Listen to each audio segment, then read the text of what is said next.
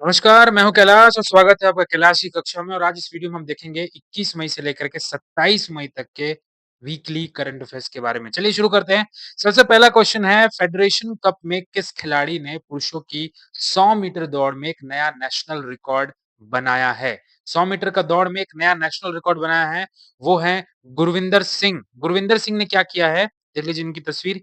He is Gurvinder Singh और इन्होंने रांची में एक नेशनल सीनियर एथलेटिक्स कॉम्पिटिशन हुआ था 100 मीटर दौड़ का जिनमें उन्होंने 10.09 सेकंड का रिकॉर्ड बनाया है। ये पहले कोई इंडियन है जिन्होंने 10.10 सेकंड से कम में इसको पूरा किया। इससे पहले अब तक किसी इंडियन ने नहीं किया था। दुनिया में सबसे तेज जो रिकॉर्ड है, फास्टेस्ट जो वर्ल्ड रिकॉर्ड है, वो है यूसेन बोल्ट का, जमैका के हैं ये। यूसेन बोल्ट के नाम है, 2009 में उन्होंने बनाया था 9.58 सेकंड का। गुरविंदर सिंह इंपॉर्टेंट रहेगा, गुरविंदर सिंह याद रखेंगे। अगला क्वेश्चन हम लोग चलते हैं। अगला क्वेश्चन है भारतीय वायुसेना की पहली महिला cat A cat A category का जो फ्लाइंग इंस्ट्रक्टर वो कौन बनी है बताना है, तो वो बनी है सान्या। ठीक है, देख सकते हो कि सान्या स्क्वाड्रन लीडर है, उन्होंने एक इतिहास रचा है। Became IAF first women cat A qualified flying instructor. आगे बात करते हैं होता क्या है। तो देखिए इंडियन एयरफोर्स में स्क्वाड्रन लीडर है सान्या, तो भारतीय वायुसेना की पहली महिला अधिकारी बन गए जिन्होंने जो उच्च श्रेणी का जो कैट एक क्वालिफाइड फ्लाइंग इंस्ट्रक्टर होता है उसका योग्यता उन्होंने प्राप्त कर ली है। फ्लाइंग इंस्ट्रक्टर होता क्या है, तो वो अधिकारी होता है जो पायलटों को विमान उड़ाना सिखाता है। और क्या होता है, वायुसेना में जो ट्रेनर होते हैं उनकी एक अलग अलग श्रेणी होती है, जैसे कैट सी, फिर बी, फिर ए। ए जो होता है सबसे टॉप मोस्ट होता है, तो वो उनको मिला है और वो पहली महिला बन चुकी है। ठीक है, पहली महिला इंपॉर्टेंट होगा, पहली वायुसेना की पहली महिला कैटे फ्लाइंग इंस्ट्रक्टर सान्या। अगला क्वेश्चन है 32वीं बार माउंट एवरेस्ट फतह कर विश्व रिकॉर्ड बनाने वाली एवरेस्ट मैन कौन बने हैं? ठीक है, 32 टाइम्स उन्होंने एवरेस्ट माउंट एवरेस्ट को क्या किया है, फतह किया है। ये इंपॉर्टेंट है, आपका इनका नाम कई बार आप सुनते होंगे, कामी रीता शेरपा एंड ये है वो। नेपाल्स एवरेस्ट मैन माउंटेनर कामी Rita Sherpa climbs mount Everest for record 32 times. 32 times बहुत बड़ी बात है। ठीक है, नेपाल के बहुत ही मशहूर पर्वतारोही हैं, 56 साल के हैं और पहली बार उन्होंने 1994 में इसकी चढ़ाई की थी। महिलाओं में भी हैं, एक शेरपा जो है 11 बार कर चुकी हैं। ठीक, आगे बढ़ते हैं। हाल ही में नासा के सैटेलाइट ने यूफ्रेटस नदी के वर्ष 2040 तक पूरी तरह से सूखने की पुष्टि की है। तो बताना इस नदी का उद्गम स्थल कहाँ पर है? तो ये है तुर्की में है। यूफ्रेटस एक नदी है जिसे फरात नदी भी कहते हैं। तो नासा का जो सैटेलाइट है वो बताया कि 2040 तक ये पूरी तरह सूख जाएगा, यानी अभी सूख रहा है और 40 तक ये पूरी तरह से सूख जाएगा। बहुत इंपॉर्टेंट रिवर है फरात रिवर, की दुनिया की सबसे पुरानी और महत्वपूर्ण नदियों में से एक है और इसी नदी के किनारे हजारों साल पहले जो मेसोपोटामिया सभ्यता थी, जैसे हमारा इंडस वैली सिविलाइजेशन है, वैसे मेसोपोटामिया का जो सिविलाइजेशन था वो यहीं पर विकसित हुआ था। फरात नदी पूछेगा तो यही है, यूफ्रेटस रिवर भी यही है। कहाँ से निकलता है? तुर्की से निकलता है। नेक्स्ट क्वेश्चन है हाल ही में मैड्रिड ग्लोबल वाटर समिट 2026 हुआ। मैड्रिड यानी स्पेन में हुआ ग्लोबल वाटर समिट हुआ जिसमें हमारे देश का कौन सा जल आपूर्ति बोर्ड और सेवरेज बोर्ड को दुनिया के टॉप 5 बोर्ड में शामिल किया गया। हमारे देश का कोई वाटर जो सप्लाई बोर्ड है, सेवरेज बोर्ड है, वर्ल्ड के टॉप 5 बोर्ड में शामिल हुआ है और कहां पर ये इसका हुआ बताया गया, मैड्रिड ग्लोबल वाटर समिट में बताया गया। तो ये है बेंगलुरु का, जो स्पेन के ग्लोबल वाटर समिट 2026 में Bengaluru water supply and sewerage board को शामिल किया गया। ये सम्मान पाने वाली भारत की एकमात्र संस्था है। पहली बार इस तरह की संस्था को वर्ल्ड लेवल पे सम्मान किया गया है। आगे बढ़ते हैं। बीएसएफ बॉर्डर सिक्योरिटी फोर्स की पहली सभी महिला पर्वतारोहण टीम ने इस पर्वत पर सफल चढ़ाई की है। बीएसएफ की महिलाओं की एक टीम थी, तो बताना है कि कौन सी पर्वत पर उन्होंने सफल चढ़ाई की है, तो वो है माउंट एवरेस्ट और अभियान का नाम रखा था वंदे मातरम। नाम बीएसएफ की 75वीं वर्षगांठ, हीरक जयंती और राष्ट्रगीत वंदे मातरम के 150 साल पूरे होने पर रखा गया। आगे बढ़ते हैं। नारकोटिक कंट्रोल ब्यूरो एनसीबी के नए डीजी कौन बने हैं? एक्चुअली उनका कार्यकाल बढ़ाया गया है, नए डीजी नहीं है, पुराने ही थे, तो उनका कार्यकाल बढ़ाया गया, तो बताना है वो कौन है? वो है अनुराग गर्ग। नाम इंपॉर्टेंट है, याद रख लेंगे, अनुराग गर्ग। ठीक है, तो जुलाई 2027 तक वो एनसीबी के डायरेक्टर जनरल के पद पर रहेंगे। एनसीबी की स्थापना कब हुई थी? 1986 में हुई थी। हेडक्वार्टर कहाँ पे? नई दिल्ली में। ये भी आपको याद रखना है। और इनका काम क्या होता है? इनका काम होता है जो नशीले पदार्थ होते हैं, उनका अवैध व्यापार और तस्करी की क्या करना? जाँच करना। अगला इम्पोर्टेंट, वर्ष 2026 का इंटरनेशनल बुकर प्राइज़ किस बुक को मिला है? ये बताना है। तो ये मिला है ताइवान यात्रा वृत्तांत को ये मिला है। ताइवानी लेखक हैं यांग शोंग-जी, उन्होंने ये किताब लिखी है और इसका इंग्लिश ट्रांसलेट किया है लिन किन ने। दोनों नाम याद रखेंगे। बुक का नाम भी हो गया, कहाँ के हैं? ताइवान के लेखक हैं और जो जिन्होंने राइटर है, वो यांग शांग-जी और जो ट्रांसलेटर है, वो है लिन किंग ने। ठीक है, लिन किंग ने किया है। ये पहली मंdarin चीनी भाषा की किताब है जिसे इतना बड़ा इंटरनेशनल अवार्ड मिला है। ये भी अपने आप में इम्पोर्टेंट है और 50,000 की जो राशि मिलेगी पाउंड की, वो दोनों में बँटेगा यानी लेखक में, अनुवादक में, दोनों के बीच बराबर बँटाया जाएगा। ये कौन किताब जो किस बारे में है? 1938 में ताइवान की कहानी बताता है, जब ताइवान पर जापान ने कब्ज़ा किया था, तो इस किताब को ये मिला है। अगला स्पोर्ट्स से है, स्पोर्ट्स का क्वेश्चन है, ई-स्पोर्ट्स विश्व कप 2026 में जगह पक्की करने वाले पहले भारतीय ग्रैंड मास्टर कौन बने? ग्रैंड मास्टर आ गया मतलब बात यहाँ पर चेस की हो रही है। कौन बने हैं? अरविंद चिदम्बरम। अमेरिका में हुए डीमैक अटलांटा टूर्नामेंट में शानदार प्रदर्शन करके क्वालीफाई उन्होंने किया और ऐसा करने वाले वो पहले खिलाड़ी बन चुके हैं। ई स्पोर्ट्स वर्ल्ड कप 2026 जो है वो 6 जुलाई से 2023 तक खेला जाएगा। कहाँ पर खेला जाएगा? पेरिस, फ्रांस में होगा और ये पहले होने वाला था कहाँ पे? सऊदी अरब में, सऊदी अरब के रियाद में। लेकिन मालूम है कि अभी जो ग्लोबल क्राइसिस चल रहा है मिडल ईस्ट में, इसकी वजह से इसको शिफ्ट किया गया और अब वहाँ पे नहीं होगा, पेरिस, फ्रांस में होगा। और आपको बता दें इस टूर्नामेंट के जो ग्लोबल एम्बेसडर है, फुटबॉल के जाने-माने खिलाड़ी क्रिस्टियानो रोनाल्डो है। नेक्स्ट क्वेश्चन है, हाल ही में वैज्ञानिकों ने ड्रिल करके कहाँ पृथ्वी की सबसे पुरानी ज्ञात हवा का पता लगाया? हवा, ठीक है, एयर का पता लगाया। ये थोड़ा-सा अजीब-सा लग रहा है, एयर का कैसे पता लगा? लेकिन ये पता लगाया गया है अंटार्कटिका में, ठीक है, अंटार्कटिका में। आगे बात करते हैं। देखिए, अंटार्कटिका में हज़ारों साल पहले, लाखों साल पहले बर्फ जमती गई। अब उस समय की हवा के जो छोटे-छोटे बुलबुले भी क्या हुए, बर्फ के अंदर फँस गए और ये बुलबुले एक तरह से समय का कैप्सूल है, जिनमें पुराने समय की हवा भी सुरक्षित रह गई। तो वैज्ञानिकों ने एक एलन हिल्स बोल के एक एरिया है, वहाँ बहुत गहराई तक ड्रिलिंग की। उन्हें लगभग 60 लाख साल पुरानी बर्फ मिली है और इस बर्फ के अंदर फँसी हवा के बुलबुले का अध्ययन किया गया है। और ऑर्गन आइसोटोप विश्लेषण, ये उस टेक्निक का नाम है जिसमें बर्फ में फँसी गैसों की उम्र को मापा गया है कि कितना पुराना वो गैस है।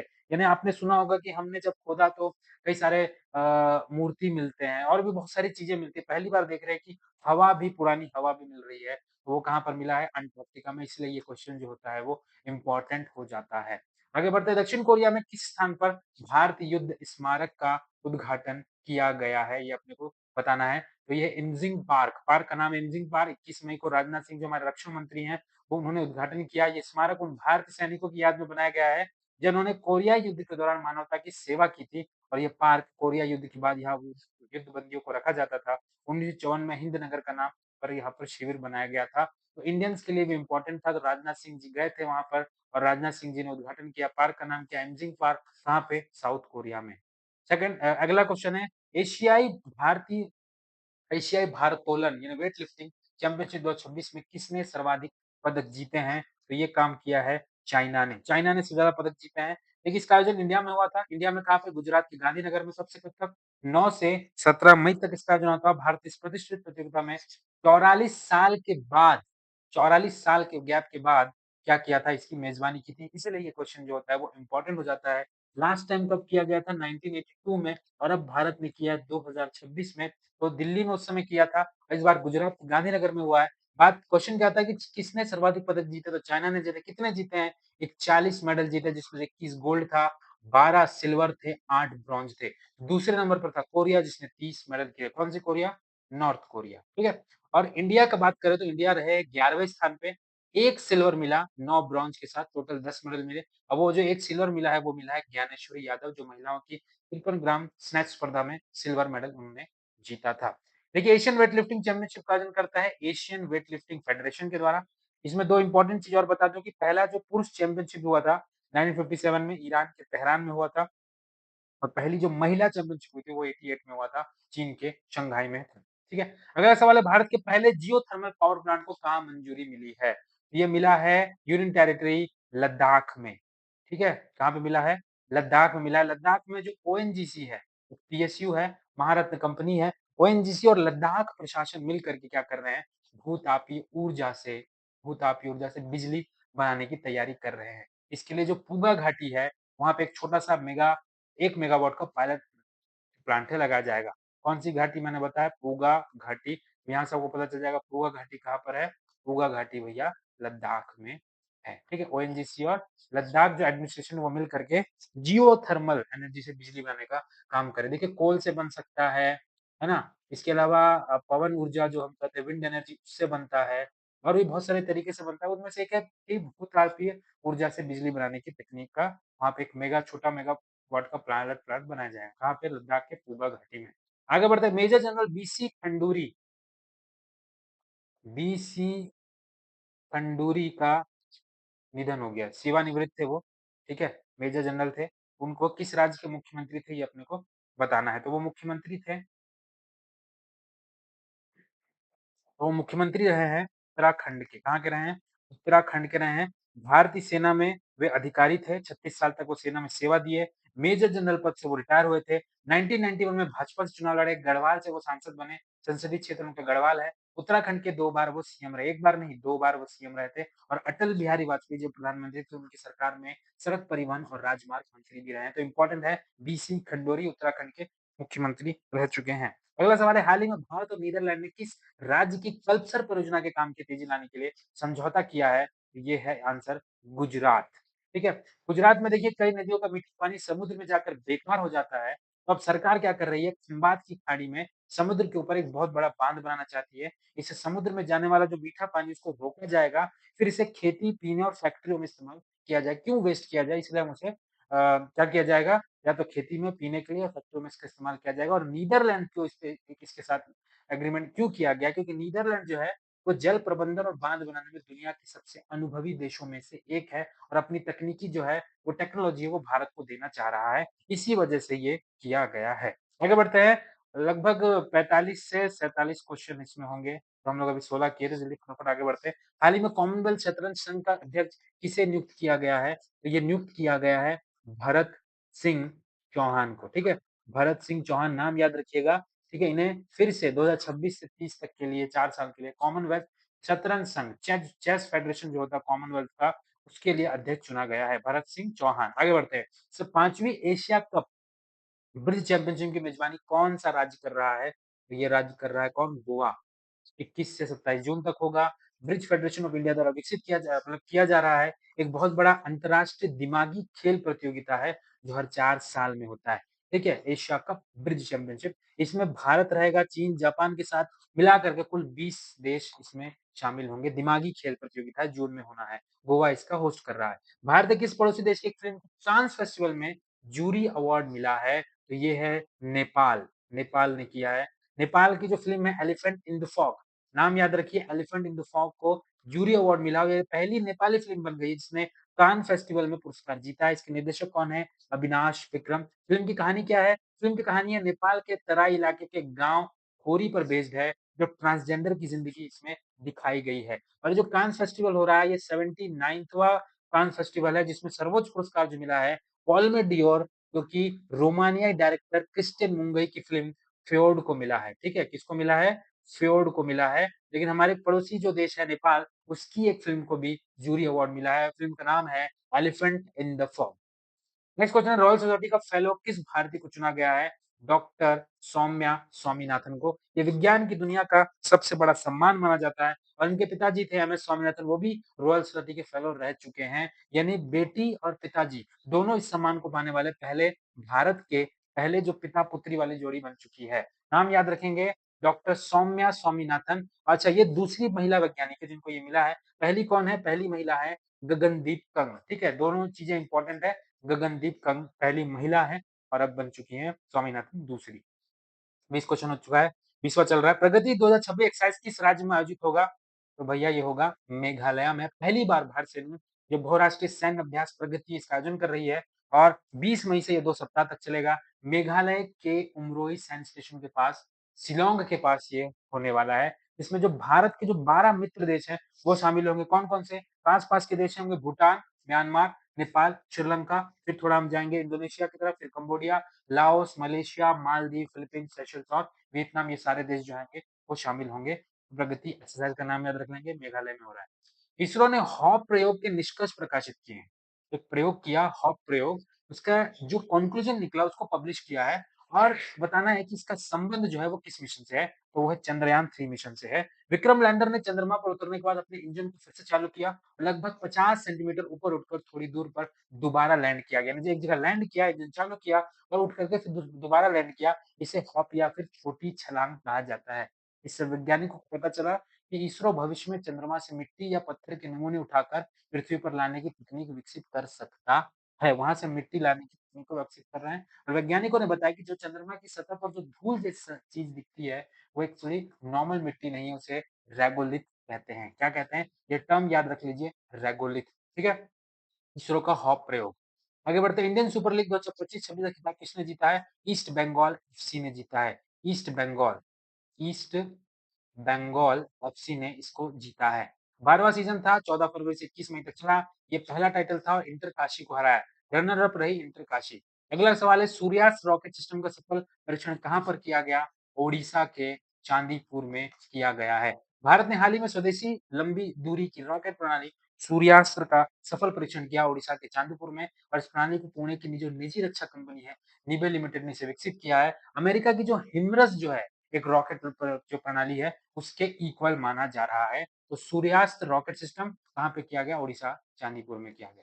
अगला सवाल है, हाल ही में फूड एंड एग्रीकल्चर ठीक है ऑर्गेनाइजेशन जो है एफएओ ने एग्रीकोला मेडल दिया है, किसे दिया है? तो ये मोदी जी को दिया गया, हमारे देश के प्रधानमंत्री को। इटली के रोम में आपको पता होगा जो फूड एग्रीकल्चर ऑर्गेनाइजेशन है उसका मुख्यालय है रोम में, वहीं पर उनको सम्मान दिया गया है क्योंकि भारत को ये दिया गया खेती, खाद्य सुरक्षा, किसानों की मदद के क्षेत्र में काम करने के लिए दिया गया।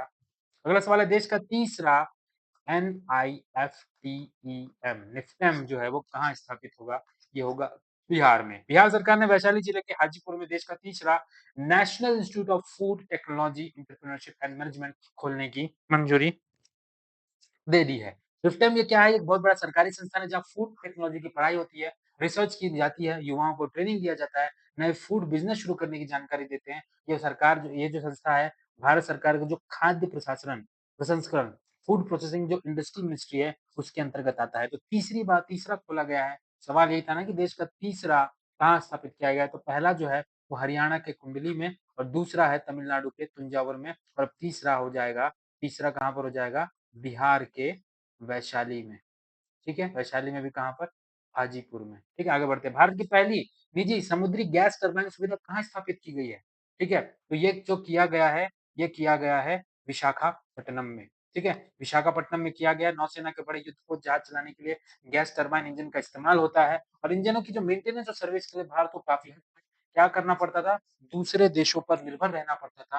भारत फोर्ज एक कंपनी है, भारत में ऐसी फैक्ट्री बनाएगी जहाँ गैस टरबाइनों की मरम्मत होगी, उनकी टेस्टिंग होगी, नए पार्ट्स बनाने का काम होगा। इसलिए विशाखापट्टनम को चुना गया है क्योंकि यहाँ पे भारतीय नौसेना का बहुत बड़ा बेस और ईस्टर्न नेवल कमांड जो है ऑलरेडी मौजूद है। तो विशाखापट्टनम में पहली निजी समुद्री गैस टरबाइन सुविधा जो है वो स्थापित की जा रही है। अगला सवाल, केंद्रीय सूचना आयोग CIC ने किसे ठीक है किसे आरटीआई एक्ट के दायरे से बाहर रखने का आदेश दिया है?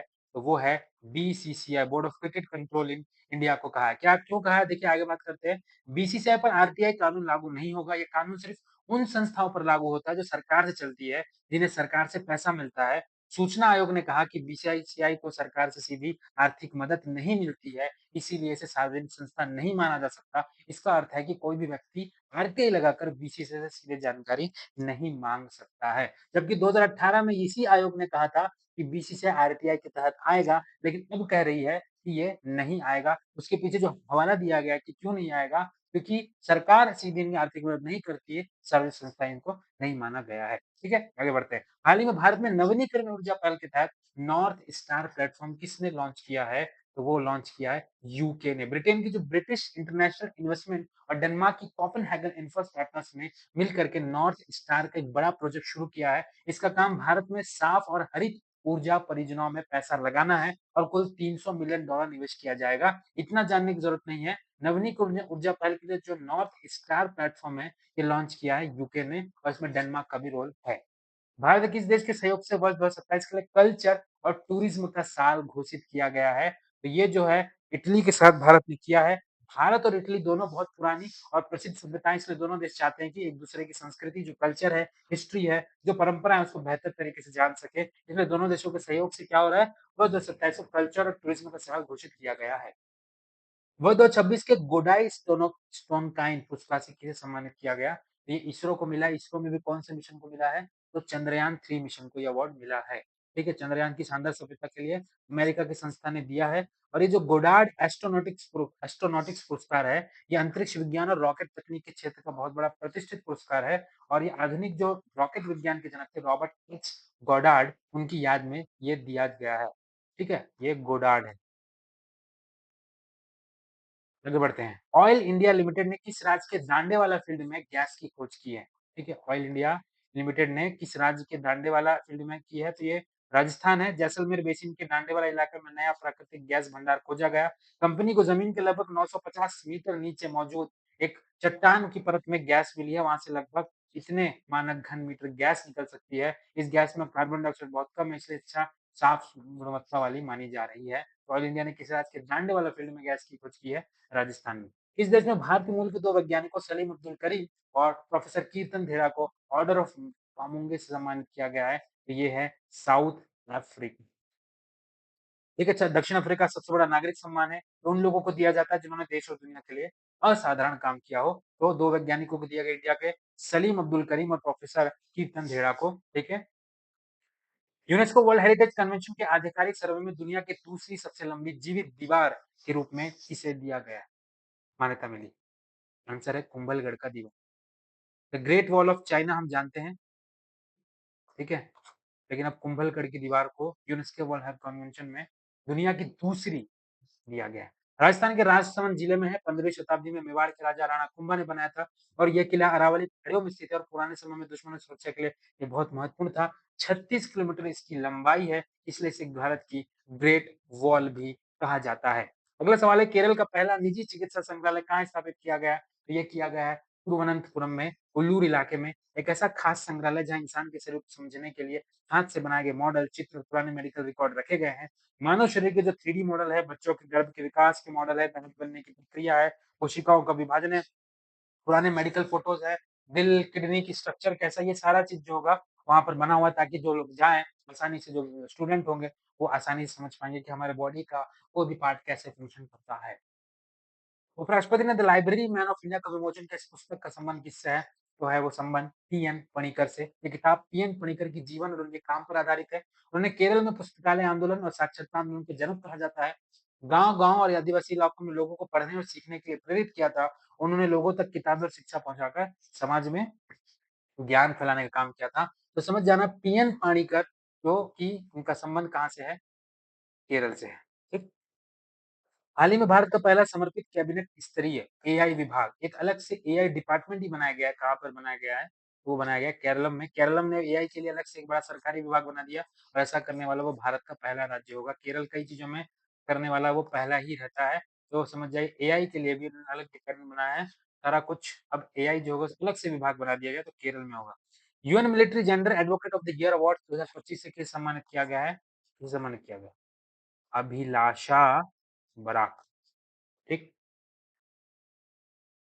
उन सैनिकों को दिया जाता है जो शांति मिशनों में महिलाओं की सुरक्षा, बराबरी और भागीदारी को बढ़ावा देते हैं। तो मेजर अभिलाषा जो हैं, वो इस समय लेबनान में यूएन के शांति मिशन के लिए काम कर रही है।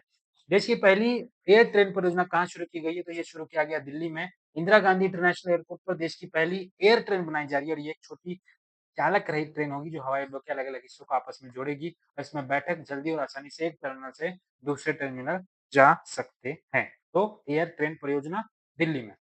क्वाड विदेश मंत्रियों की बैठक कहाँ प्रारंभ होगी? ये होगी नई दिल्ली में। क्वाड क्या है? क्यूयूएडी। क्वाड क्या है? ये 4 देशों का एक समूह है। कौन-कौन से देश? अपना देश भारत है, अमेरिका है, जापान है और ऑस्ट्रेलिया है। क्या होगा? जो हिंद प्रशांत क्षेत्र है, वहाँ पे शांति स्थापित करना, सुरक्षा और आर्थिक सहयोग करना। तो इनकी जो विदेश मंत्रियों की जो बैठक हो रही है, वो एक्चुअल में नई दिल्ली में हो रही है। वामन वन पहल कहाँ शुरू किया गया है? दिल्ली में शुरू किया गया है। दिल्ली सरकार और वन्यजीव वन विभाग एक नया खास बनाने पार्क बनाने का तैयारी कर रहा है जिसका नाम होगा वामन वन।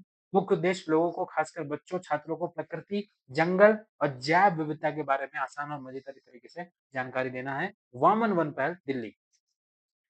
अगला क्वेश्चन है वीरा पासी की प्रतिमा का अनावरण किया गया, कहाँ पर किया गया? यूपी में किया गया। राहुल गांधी ने अपने संसदीय क्षेत्र रायबरेली के लधुवारी गांव में पासी समाज के महानायक वीरा पासी की प्रतिमा का अनावरण किया गया और 19वीं शताब्दी के एक वीर स्वतंत्रता सेनानी थे और 11 नवंबर 1835 को रायबरेली जिले के लोधावारी में गांव में हुआ है। अगला सवाल हाल ही में केंद्रीय क्षेत्रीय परिषद की बैठक कहाँ प्रारंभ हुई? ये हुआ है छत्तीसगढ़ में। छत्तीसगढ़ में भी कहाँ पे? बस्तर जिले के जगदलपुर में हुआ है ये। अमित शाह जी की जो केंद्रीय गृह मंत्री उनकी अध्यक्षता में हुआ, इसमें छत्तीसगढ़, मध्य प्रदेश, उत्तराखंड और उत्तर प्रदेश के जो सीएम थे, वो शामिल हुए थे। राज्यों के बीच आपसी सहयोग को बढ़ाने के लिए, सुरक्षा के लिए, विकास के मुद्दों पर चर्चा करना, नक्सलवाद को खत्म करना, इस तरह की रणनीति पर काम करने के लिए ये बैठक रखी गई थी। अगला सवाल है सांडा विश्व कप का आयोजन किस देश में हुआ था? सांडा विश्व कप का आयोजन जो देखिए ये हुआ था चीन में, ठीक है? 11वां सांडा कप एक बड़ी अंतर्राष्ट्रीय वुशु प्रतियोगिता है और ये 11 मई से 16 मई तक चीन के मकाऊ में हुआ था। भारत ने इसमें 5 पदक जीते, तीसरा स्थान रहा, पहला स्थान चीन का था। सांडा जो वुशु है वो सांडा जो है, जो वुशु खेल की एक लड़ाकू शैली है। इसमें मुक्के मारना, किक मारना, पकड़ना, गिराना तकनीक जैसा प्रयोग किया जाता है। इसमें चीन की जो आधुनिक मार्शल आर्ट है, उसका भी इस्तेमाल होता है और जो चीन की आधुनिक मार्शल आर्ट भी कहा जाता है। तो सांडा विश्व कप का आयोजन चाइना में हुआ। पंजत महोत्सव कहाँ आयोजित किया गया? तो ये जम्मू कश्मीर में किया गया, अनंतनाग जिले के काजीगुड़ में ये हर साल मनाया जाता है और 4 साल पुरानी सभ्यता है। इसका उद्देश्य नदी और झरनों की सफाई करना ताकि पानी साफ रहे और खेतों के लिए पर्याप्त पानी मिल सके। अच्छा ये त्योहार है जो प्रकृति के साथ जोड़ के रखता है। कहाँ पर हुआ था? जम्मू कश्मीर में अनंतनाग जिले में। नाम याद रखिए पंजत महोत्सव। अंतर्राष्ट्रीय जैव विविधता दिवस कब मनाया जाता है? तो ये मनाया जाता है 22 मई को मनाया जाता है, 22 मई को मनाया जाता है, ठीक है? तो साल 2000 में इस दिवस को मनाने की घोषणा की गई थी। 22 मई का दिन क्यों चुना गया? क्योंकि 1992 को नैरोबी में जैविक विविधता पर कन्वेंशन जो सीबीटी जो था, उसको अपनाया गया था 22 मई 1992 नैरोबी में, ठीक है? केनिया की राजधानी। जैव विविधता मतलब पृथ्वी पर मौजूद जितने भी प्रकार के जो पेड़-पौधे हैं, जानवर है, कीट है, पक्षी है, जितने छोटे-मोटे जीव हैं, सबको मिला करके क्या कहते हैं हम? जैव विविधता या बायोडायवर्सिटी। अगला सवाल है विश्व कछुआ दिवस कब मनाया जाता है? तो 23 मई को मनाया जाता है। अगला और अंतिम सवाल होगा विश्व फुटबॉल दिवस कब मनाया जाता है? ये 25 मई को मनाया जाता है। विश्व फुटबॉल दिवस 25 मई को मनाया जाता है। क्यों मनाया जाता है 25 मई को? 1924 को पहली बार ओलंपिक में एक बड़ा इंटरनेशनल फुटबॉल प्रतियोगिता खेला गया था और इस ऐतिहासिक घटना की याद में ये दिवस मनाया जाता है। एक लास्ट क्वेश्चन वर्ल्ड थायराइड दिवस कब मनाया जाता है? तो ये 25 मई को मनाया जाता है।